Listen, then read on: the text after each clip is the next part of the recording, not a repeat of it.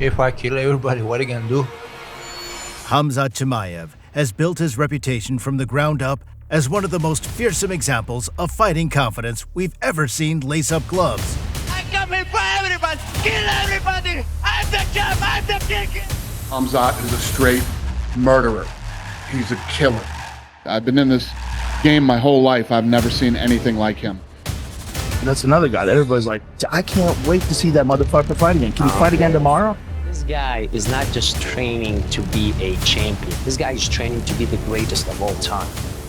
To those who stand between him and UFC gold, he's a terrifying figure, a relentless force of nature that has one goal: to inflict pain. Nobody can stop me.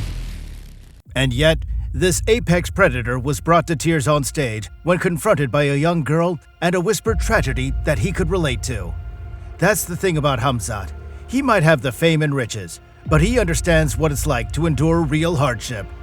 But to fully grasp why this reaction from Khamzat was so heavy, we have to go back in time to his roots as a young man in Chechnya. Khamzat was born in Chechnya in a time of major conflict, and all the way through his childhood, war had gripped his surroundings. To be raised in such close proximity to death and despair, that does something to a child. Sure, there are many fighters in the UFC present who have come up from next to nothing, but Khamzat's background in the war-torn region he called home was a different thing entirely. At age 5, he found peace on the wrestling mats, eventually finding a love for training himself physically, seeing it as his best hope of rising up and escaping his home. During Khamzat's adolescence, his brother played a pivotal role in keeping him grounded. By his own admission, Khamzat was a loose cannon and needed his sibling's support to keep him focused on the task at hand. At age 18, he followed his brother by emigrating to Sweden, bringing his mother along with him in the hopes of a better, more stable life. At this stage, Chimaev was a talented wrestler, a natural athlete with a perfect mix of aggression and technical savvy to be a success.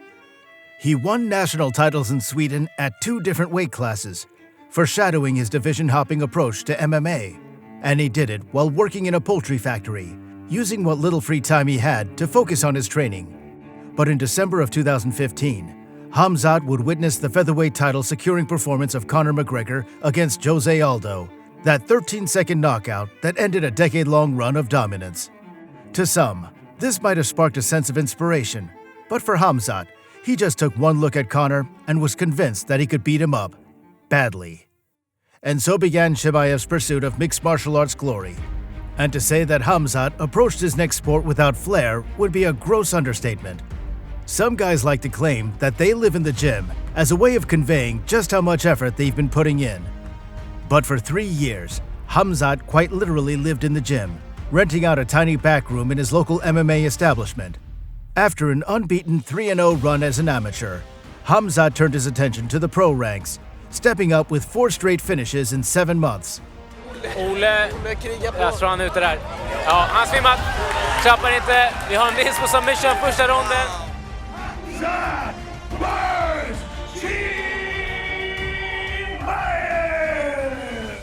Only one of these fights made it past the first round, and it took Borz just 5 seconds into round 2 to secure the finish.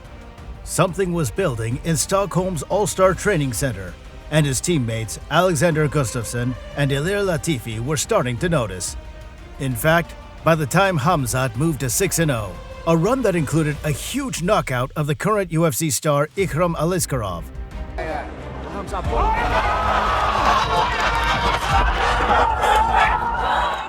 It became very clear to the world that Chimaev was a true blue-chip prospect. Of course, the UFC came knocking on his door shortly after, and through dominant performances against John Phillips, and then in a record-breaking quick turnaround against Rhys McKee a week later, Khamzat had become a star. And with that star power comes some increased attention, both from inside the sport and beyond. Despite leaving his home of Chechnya a decade before, his talent in the MMA cage had not gone unnoticed by the head of the Chechen Republic, the highly controversial Ramzan Kadyrov, a man who has had his name in the headlines for various reasons over the years, but mainly in MMA due to his desire to attract celebrity attention. Many different figures within the fight world have paid Kadyrov a visit over the years, and after Chimaev managed to crack into the mainstream, a relationship with the Chechen head of state was inevitable. After destroying Gerald Meerschaert with a rapid first-round KO,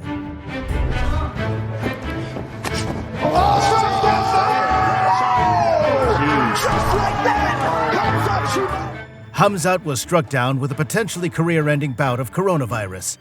It was a spell that ended all of his pre-lockdown momentum. No longer was Buzz the most active fighter in the division, and after a message to his fans that seemed to suggest an early retirement was released, it seemed as though this highly promising prospect would be forever lost. But despite the fears over a premature end, Khamzat received a call from Kadyrov to return to Chechnya and to avail of his help in fighting off this illness. The general consensus on why Khamzat was hospitalized was that he tried to train through his sickness and ended up making it worse. But thankfully, he would take a turn for the better shortly after. And following a year on the sidelines, he received a hero's welcome, returning in front of an ecstatic Abu Dhabi crowd to demolish Li Jingliang in a matter of minutes. Oh my goodness! He's talking to Dana. Oh my goodness! Now he's got the right angle. Oh, he's got to fight the hands. He's going to go to sleep if he doesn't fight the hand, DC. It's over, Paul. It's over. That's That it. is it. 10-0. The hype is real. It was the old Khamzat returning for his first ranked test.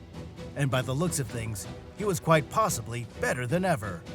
A subsequent Fight of the Year contender against Gilbert Burns showed us even more.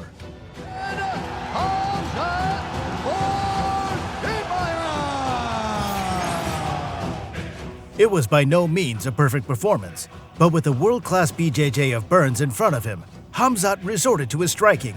And to say that these two put on a memorable war would be an understatement. But despite carving out a spot for himself in the top 10, his road to the top of the welterweight division would hit an unfortunate speed bump, a failed weight cut ahead of what should have been one of the biggest layups in UFC history. With a bona fide superstar Nate Diaz on the final fight of his contract, the UFC paired him up with the worst possible stylistic matchup.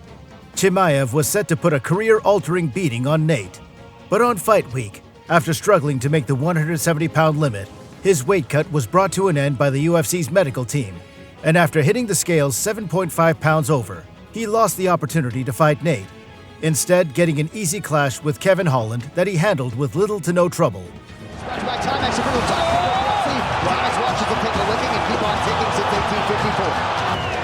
Long as he can get his hips up. Kevin's going to wind up on top. No, he rolls him over again. Amazing. He might tap. It looked like his right hand was pressure. Had Khamzat pushed some of his fans too far with these antics? Well, despite getting a press conference canceled by starting a brawl with Holland backstage, and then going full heel and refusing to apologize for his actions, Khamzat didn't lose any steam. And when the time came for his return to the middleweight division, the hype surrounding Khamzat had not slowed down.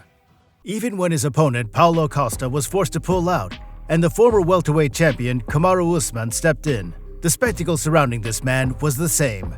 Interestingly, the fight with Usman managed to humanize Chimaev to an even greater extent than the Burns matchup.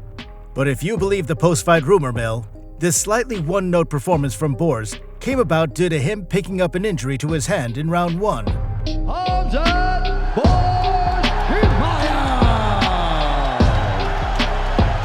And he still won the fight against a world champion-level opponent. So how can a man like that get reduced to tears when a little girl asked him a simple question? Well, Chimaev might make a living facing the most fearsome men on the planet, but he once was a child in a war-torn country. A boy who was forced to endure things that no one of his age should ever have to experience. And so, when the girl revealed that her dad had been killed and that she wanted Khamzat to train her brothers to fight instead, it's not hard to see why this broke this Chechen middleweight's defenses down. You grow up, you move on, but those early life horrors never quite leave you. And that's what we saw here, folks. But what do you think of Khamzat's rapid rise in the UFC? And do you see him as a better fit for the middleweight division? Do let me know in the comment section below. Thank you guys for watching. Don't forget to give us a like and subscribe to the channel so you don't miss a single upload. We'll see you guys in the next one.